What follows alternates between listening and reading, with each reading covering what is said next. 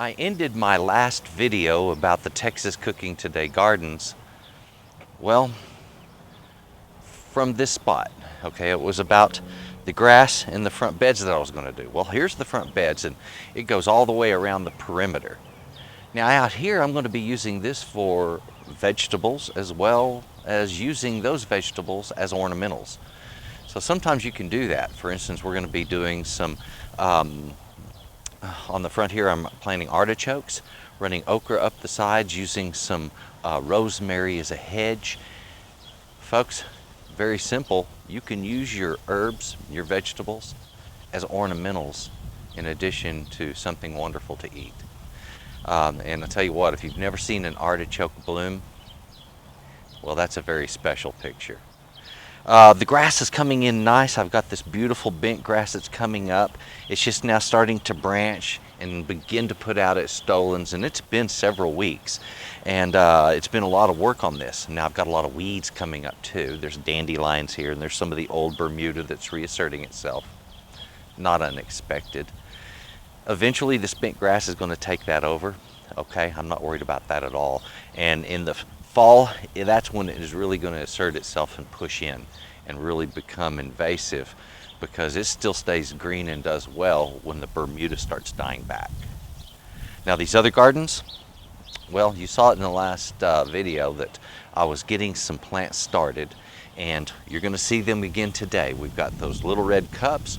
I've got my little seedlings up, and very soon they're going to be going into the ground out here as well as in the other garden. Now let's go into the back. Let's take a look at the other garden and see what's going on there. So you'll know, I'm doing this over a period of several days. This is the second day. Yesterday I did some filming for making or smoking some roasts. So I did a smoking video, and then the day before that is when I did these other clips that you're about to look at now. So we're going to take a look at that. I did some planting, and then we'll finish up with what's going to be happening after today. Okay, let's do a little tour of my tiny little garden here. I decided to do this because, well, so far I haven't really given a whole lot of information about what I've been doing. Been doing a lot of work, basically. I got this spring, and it had just been taken over with creeping Charlie. It's a type of weed, and I've gotten most of that out. What came up over the winter were the garlic, spinach, romaine, green leaf lettuce, or excuse me, I think that's a butterhead lettuce, and the red lettuce. So they actually did pretty good, and I've got onion starts over there that I planted last fall that are now coming up. So I might redo that again this fall. Some of them got disturbed on the left side there, and they're not doing as well. In a little bit, I'll be doing those as transplants to more permanent holes that will be spaced appropriately. This year I decided to try doing something different. I'm using, there's my shadow. Hey, I'm using a weed control. It's a weed barrier, and I've never done this in a vegetable garden. I've done it in ornamentals, but never vegetables. Okay, see, I've got my tomatoes down over here. So we're going to try this out and see how well it works. Is it a pain, or is it worth my time? That's the big question. It doesn't cost very much. It's cheap stuff. The stones were never set properly. I just set them right on the soil, and we'll get those taken care of later on. But here we have it. It's the vegetable patch is getting started. So I've got the tomato plants in here, and what I did is I did some square cutouts for the tomato plants. And I wanted to do this to allow myself the opportunity to put in amendments if I want, you know, like some fertilizer, or if there's something else that I want to add to this. And there is stuff already, you know. I want to put down some bone meal. When you're getting a new plant started and you need it to put out roots and to focus on that, bone meal is a good way to start. It's just one of many ways of doing it. There's a lot of other ways of getting that. So we're going to get the right nutrients in there. Now I've already amended the soil. This soil is very dense, compacted, clay-like. although it's dark and it's rich, so it's nutrient rich. I've enhanced it using some peat moss. I've got some cow manure that I've been using, and for good nitrogen release early on. And I want that, and I wanted it in a natural form. I didn't want to, go and put down some a chemical fertilizer. So, and I don't have anything really personally against chemical fertilizers. Some folks use them, they work fine. I've used them in the past, they do work fine. I'm just doing it a little different this year, that's all. Trying new stuff. So I wanted to try using a weed barrier for one to see what kind of results I would get. I don't mind fighting weeds in the garden, but I'll say it's not the funnest thing. Now I did put down these just so I'll have some place to sit while I work on the gardens, and that way I can kind of turn sideways, when things are grown in, reach in between the rows, get what I need and do what I need to do to attend the garden. Okay, that's all there is to it. So this soil has been amended. I am right now digging this up. I'm pulling the grass out of it, and as soon as I get that grass out of it, then we're going to be tilling in more of that peat moss and cow manure over here and around in certain places on the back. And this whole thing is going to be planted out. I'll be doing cabbage along that side, so I'll be putting that in next.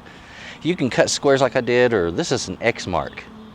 I've used this stuff a lot for ornamentals. I've never done it for vegetables, so I'm learning. We'll learn as we go.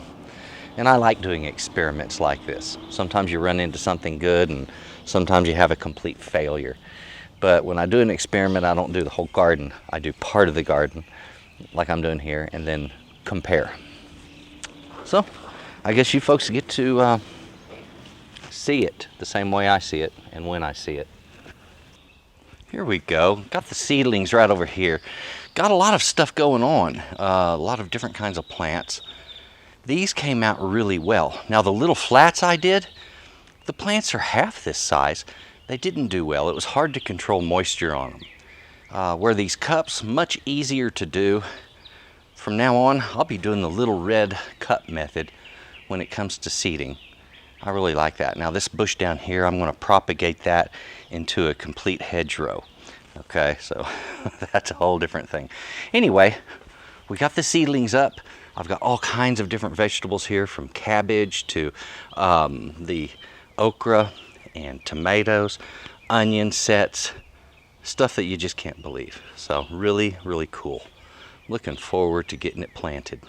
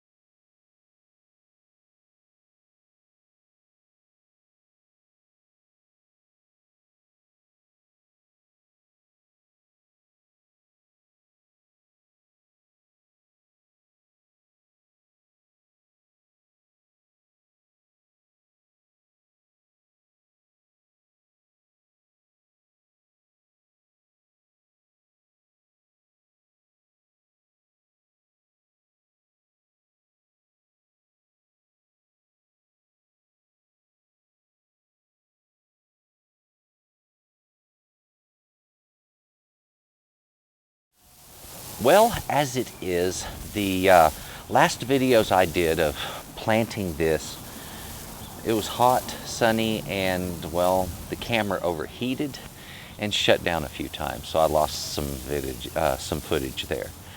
So what I've got some broccoli and red cabbage alternating down through this bed here, and ending with some cabbage in red cabbage, green cabbage, red cabbage, and then we're going to go into some other items in the cole family. I'm going to have some fennel over around here somewhere. This back here will be my asparagus bed. And right here I've got some tomatoes going on. These are the Roma tomatoes. Now, I love these tomato plants, and when I do tomatoes, and I'm going to show you this trick later in the season. An old farmer, when I was a boy, taught me a trick about tomatoes and about getting them to produce. And because when I was a kid, you know, I was trying to do gardening and that type of stuff. My dad was helping me out in the backyard, but you know, Dad was a city boy, and he was a dentist and really didn't know a whole lot when it comes to gardening. So we brought in a guy that was a farmer, and then and he knew his stuff, and he taught me a few tricks about tomatoes. And the first one is after you get a nice big beautiful bush and it's only producing a handful of tomatoes, if you want it to produce a lot, well, it's simple. You stress the plant, and that starts by you simply stop watering it. And as it gets hot and the plant wilts, then you again re-water, and suddenly the plant will perk up and it will set blooms. Now, that's not all you have to do. You've got to get the plant shaken up a little bit to get those blooms to pollinate. And he told me to beat my tomatoes with either a broom or a rake. Even if you get a few broken vines, in the whole process, the tomatoes will become much more vigorous, and they will produce a whole lot more tomatoes. And that's the reason I never plant a whole lot of tomato plants. Some people will plant 15 or 20. There's no way on earth I could eat that many tomatoes with the way I get them to produce. But we'll show you that later in the season as they get bigger. These over here are about to get pulled out, these crops. I've got a little bit of the lettuce that I think is starting to bolt, I'm not sure. But a lot of it really needs to come out because that was the stuff I did last fall overwintered, and it's time. And then I can use that bed for more of the same or other items if I wish. And in the first bed over there, where I've got garlic, I'll be adding some more stuff there. So these beds are coming right along. The ones I have left are going to get the same treatment that these did, except without this. This is just an experiment, this ground cloth. I don't know if I'm going to like it or not. I don't think I will. But I thought I would give it a shot. I've done it in ornamental gardens and had great success. But let's face it, in ornamental gardens, you set them up and you want them to look pretty for a long time while you don't mess with them. But in a vegetable garden, you're in there digging and tilling and changing and working with it all the time. So this may become more of a hindrance than a help.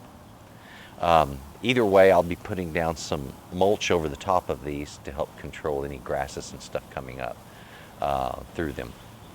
And then that will be the end of that. We'll see how that mulch also works with this. And it's a pine bark mulch, so it's very acidic. And I'm not sure how that's going to work in either. Well, there's only one way to find out, and that's do some experiments. I do appreciate you watching this, and thank you very much for keeping up with what I'm doing with Texas cooking today in the gardens. I apologize that the last video was so late coming out. This one is right on time. I'm a little late getting some stuff in the ground, but hey, things have been cold and the weather's been really rough, not to mention I spent about a month in the hospital. So it slowed things down a little bit. Nonetheless, we got the garden coming along, and I'm looking forward to producing some ground to table videos just for you. So we got some good recipes coming and some good veggies getting started. Now, in the event that you don't have a garden, you don't have a yard or anything like that, hey, still do something, okay? Grab some pots and do some herbs. You can do some growing indoors. You'd be surprised at what you can turn out. A grow light and some pots and a little effort sometimes yields a whole lot. Give it a try. Thanks for watching, and stick around for a minute. I want to do a quick little clip about my recipes, and just to say goodbye. Goodbye. Y'all folks, have a good day. I wanted to mention to you my recipes. Yes, I sell my recipes. Okay, look, some people, they give the recipes out for free and they charge for the tutorial. So I do it the opposite on YouTube. You get the tutorial for free, I charge for the recipe. I did a lot of work, a lot of writing, a lot of extra stuff that goes with this, okay? Come over a little closer. Let me show you one of these up close so you really realize what you're getting. And then also, I'm offering one for free. We'll take a quick look at that right now. Come here. This is what I'm talking about right here. When I fill out a recipe, when I write one, I always bullet point all of the ingredients, okay? A simple one or a complex one. I, in addition, number the instructions, and often I'll give pictures with it. Now, not all of them are this well done, but this is what I'm going for on every single one from here on out. All of my new recipes you're going to see done this way. And on the end of the recipe, there's always a place for notes for yourself, okay? Right now, go to my website. You're going to get this one right here for free, okay? Cinnamon rolls. Enjoy that cinnamon rolls recipe and take a look at the others I have. They're really worth your time.